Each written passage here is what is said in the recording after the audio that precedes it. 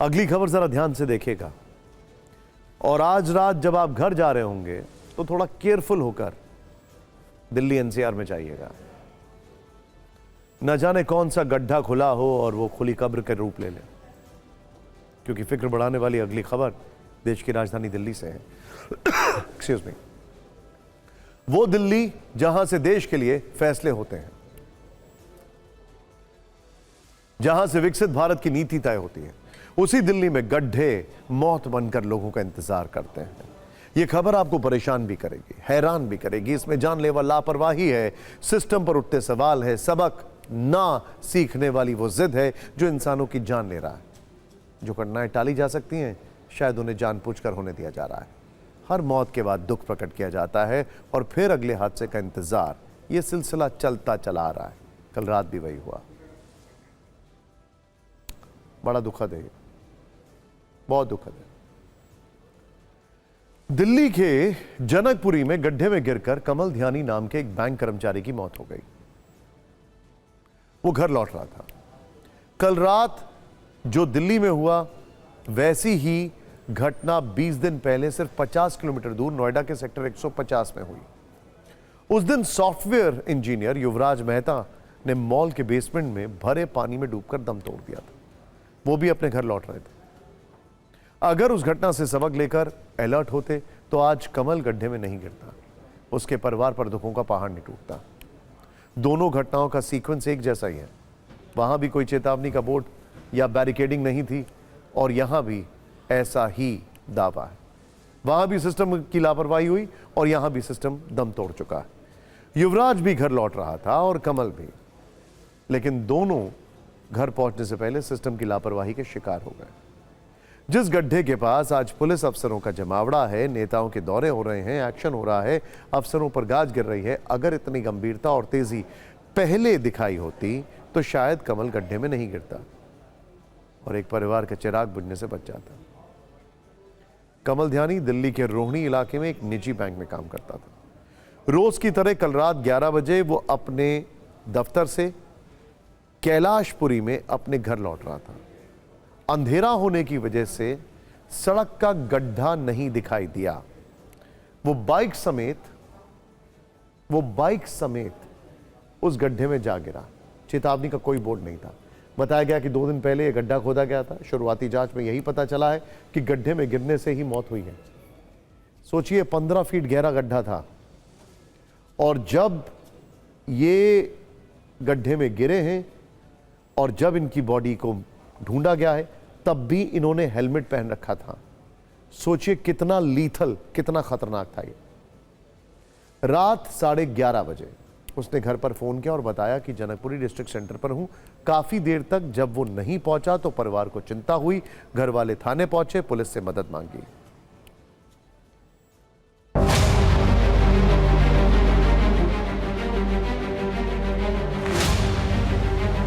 ये लापरवाही है, हादसा थोड़ी है। मेरा भाई इतना पागल थोड़ी कि सामने चांद से गड्ढे में घुसेगा। पर्दे अभी लगाए गए हैं क्योंकि पर्दों में धूल नहीं है। पर्दा सुबह लगाया गया, पीछे वाला पहले से लगा हुआ था। 6 थानों में मैं रिपोर्ट लिखाई, 6 में से किसी भी थाने में रिपोर्ट नहीं लिखी। 24 घंटे का दे रहे कि 24 घंटे बाद हम रिपोर्ट लिखेंगे। सागरपुर थाने में रिपोर्ट लिखाने गए, वो वहाँ की लेडी ऑफिसर क्या बोल रही है हमारे को कि तुम्हारा एक लौता लड़का नहीं खोया, दुनिया के हजारों लड़के खो रहे दे पड़ते हैं। सुबह 8 बजे जब एक महिला ने पीसीआर कॉल की थी कि यहाँ पे ऐसे 15 फीट का गड्ढा खुदा हुआ है जिसमें कि एक आदमी गिरे हुए हैं, वो हिल नहीं रहे हैं। फिर पुलिस की संज्ञान में ये सारी चीज़ें आई। सर, परिवार के लोग ये कह रहे हैं कि वो लगभग 7-8 थाने घूमे हैं कल और उनको कोई सहयोग नहीं मिला। आप लोग नहीं, हमें अभी तक तो जनकपुरी थाने की इंफॉर्मेशन है, लेकिन परिवार की ये बात है तो इसकी बहुत सीरियसली हम जांच करवाएंगे, सफलता से जांच करवाएंगे। दिल्ली के जनकपुरी में जल बोर्ड का काम चल रहा था। जल बोर्ड ने खुदाई के बाद गड्ढा खुला छोड़ दिया। कितना सिंपल है, सोचिए। देखिए जरा ध्यान से, विजुअल्स देखिए आप। जल बोर्ड ने गड्ढा खुला छोड़ दिया। ये देखिए,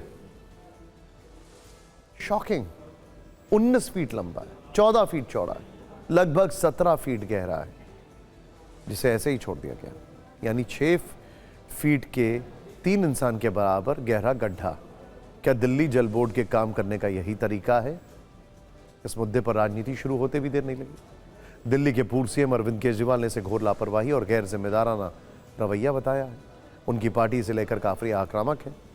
अब से कुछ देर पहले लोकसभा में नेता प्रतिपक्ष राहुल गांधी ने भी इस घटना को लेकर सोशल मीडिया पर एक पोस्ट लिखा है। तस्वीर शेयर करते हुए उन्होंने आरोप लगाया कि असली कातिल सड़क नहीं, गैर जिम्मेदार सत्ता है, क्योंकि यहां न इस्तीफा होता है, न सजा मिलती है, न किसी की अंतरात्मा जागती है। मामले की गंभीरता को देखते हुए दिल्ली कैबिनेट के 2 बड़े मंत्री आशीष सूद और परवेश वर्मा घटनास्थल पर पहुंचे। सवाल उठने शुरू हुए तो सरकार ने जल बोर्ड के एक इंजीनियर समेत 3 कर्मचारियों को निलंबित कर दिया। भरोसा दिया गया कि आगे भी जो जिम्मेदार होगा उस पर कार्रवाई होगी। लेकिन सवाल यह है कि क्या 3 अधिकारियों को निलंबित करने से जानलेवा गड्ढा का जो मामला है वो खत्म हो गया? क्या जिम्मेदारी सिर्फ अफसरों की है, मंत्री या सरकार की नहीं है?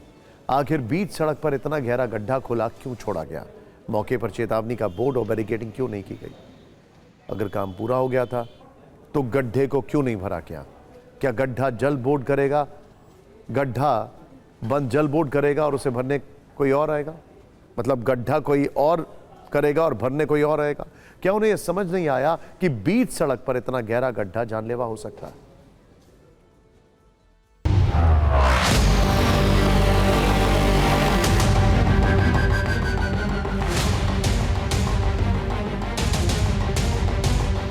आपको गहराई दिखाऊं तो आप देखेंगे कि गहराई जो है इसकी वो तकरीबन यहाँ पर अंदाज़ा लगाएं तो तकरीबन 17 फीट जो है वो दिखाई दे रही है।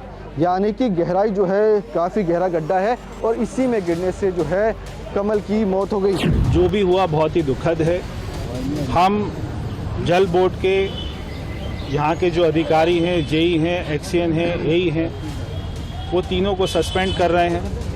जो कंपनी यहाँ पे काम कर रही थी, हम वो कंपनी के ऊपर में भी कड़ी से कड़ी कार्रवाई करेंगे। ये जो अपेरेंटली दिखता है बैरिकेड्स थे, अगर यहाँ के पुलिस सीसीटीवी जांच रही है, कैसे दुर्घटना हुई उसको जांचने की कोशिश कर रहे हैं। मैंने सभी उच्च अधिकारियों को और DCP traffic, joint CP traffic, उन सबको अप्रेज किया है इस बाजू की सड़क के ट्रैफिक को ठीक करने के लिए। और इन सब के बाद भी अगर जांच में ठेकेदार या जल बोर्ड के किसी अधिकारी की कोई भी कमी पाई जाएगी इस साइट पर काम करने में सुरक्षा मानकों का ध्यान रखने के लिए, उनमें से किसी को भी बख्शा नहीं जाएगा। आशीष सूद की विधानसभा में 2 ही चीजें मशहूर हैं। एक आशीष सूद के होर्डिंग, जहां देखो उनका होर्डिंग है, और जहां देखो सड़क में गड्ढे हैं। ये कह रहे हैं मैंने जांच कर ली है, सुरक्षा के सारे जो जरूरत होती है वो सब थी, मगर मैंने कह दिया कि चीफ इंजीनियर जो है एक कमेटी बना के जांच कर ले। अरे जब मंत्री ने पहले ही जांच करके डिक्लेयर ही कर दिया मीडिया में कि सब कुछ था, वो लड़का ही पागल था कि वो बाइक समेत उसमें कूद गया और मर गया। यही हुआ ना इसका मतलब। इस पूरे मामले में अभी लेटेस्ट अपडेट यह आ रहा है कि डीजीपी दिल्ली जल बोर्ड ने पीड़ित परिवार को मुआवजा देने की बात कही है और गैर इरादतन हत्या का अधिकारियों, दिल्ली जल बोर्ड के और कॉन्ट्रैक्टर के खिलाफ केस दर्ज कर लिया गया है। जैसे आज दिल्ली की घटना पर हंगामा मचा, वैसे ही नोएडा में युवराज मेहता की मौत पर भी हुआ था। जिस निर्माणाधीन मॉल में यह घटना घटी थी उसके बिल्डर को गिरफ्तार किया गया था, जिसे आज जमानत मिल गई। एक दिन दिल्ली जल बोर्ड के निलंबित अधिकारी भी बहाल हो जाएंगे, लोग कमल को भूल जाएंगे, सिर्फ उनका परिवार याद रहेगा।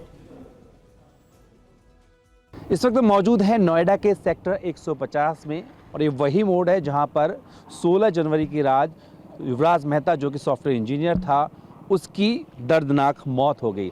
गैर हत्या के मामले में नोएडा पुलिस ने जो आरोपी बिल्डर है अभय कुमार, उसको गिरफ्तार कर लिया था। अब देखिए इस कहानी में ट्विस्ट ये आया है कि जो अभय कुमार है उसने इलाहाबाद हाई कोर्ट में याचिका दाखिल की। यहाँ पर इलाहाबाद हाई कोर्ट ने अभय जो बिल्डर है उसकी इस याचिका को स्वीकार कर लिया है और साफ तौर पे कहा है कि नोएडा पुलिस जो है उसने गिरफ्तारी करते वक्त जो सुप्रीम कोर्ट की गाइडलाइंस हैं, दिशा निर्देश है, उनका ठीक से पालन नहीं किया था, इसलिए उसे तुरंत छोड़ा जाए। और हुआ भी वही, गुरुवार की रात अभय को छोड़ दिया गया है। अगर आज की बात करूं तो दिल्ली के जनकपुरी में भी एक ऐसा ही लापरवाही भरा हादसा सामने आया जहां पर जल बोर्ड के काम चल रहा था, वहां गड्ढा था और गड्ढे में एक वहां पर असिस्टेंट मैनेजर बताया जाता है जो कि पालम का रहने वाला था, वो उस गड्ढे में गिरता है, उससे उसकी मौत हो जाती है। तो ऐसे कितने लापरवाही के गड्ढे हैं जिनकी वजह से जो देश के युवा हैं या देश का भविष्य है वो ऐसे ही मौत के मुंह में समाते रहेंगे। वीडियो सहयोगी हरीश के साथ जितेंद्र भाटी, TV9 भारतवर्ष, नोएडा। जानलेवा गड्ढे सिर्फ दिल्ली या नोएडा की समस्या नहीं है। अब ये जरा ध्यान से देखिएगा, ये पूरे देश के लिए एक संकट है। सरकार ने भी इसे माना है। ये और बात है कि इसका उपाय आज तक नहीं निकल पाया। सड़क परिवहन मंत्रालय की रिपोर्ट के अनुसार 2022 में गड्ढों की वजह से 4,446 दुर्घटनाएं हुई हैं। इनमें 1,856 लोगों की मौत हो गई, 3,734 लोग घायल हुए। इसी तरह 2023 में गड्ढों के चलते 5,840 दुर्घटनाएं हुई, 2,161 लोगों की जान चली गई, करीब 5,309 लोग घायल हुए। यानी एक साल में लगभग 17% का इजाफा। ये सरकारी आंकड़े सिर्फ 2 साल के हैं, इसे आप महज नंबर मत मानिए, बल्कि ये बताते हैं कि गड्ढे की समस्या कितनी घातक, खतरनाक और जानलेवा है। ऐसे मामले जब सामने आते हैं, कार्रवाई की मरहम पट्टी हो जाती है, लेकिन समाधान, परमानेंट सॉल्यूशन नहीं है, बस एक पैचवर्क कर दिया जाता है। और जब तक कोई ठोस इलाज नहीं होगा, तब तक कभी कमल, कभी युवराज, तो कभी कोई और सिस्टम की लापरवाही के चलते यूं ही दम तोड़ते रहेंगे।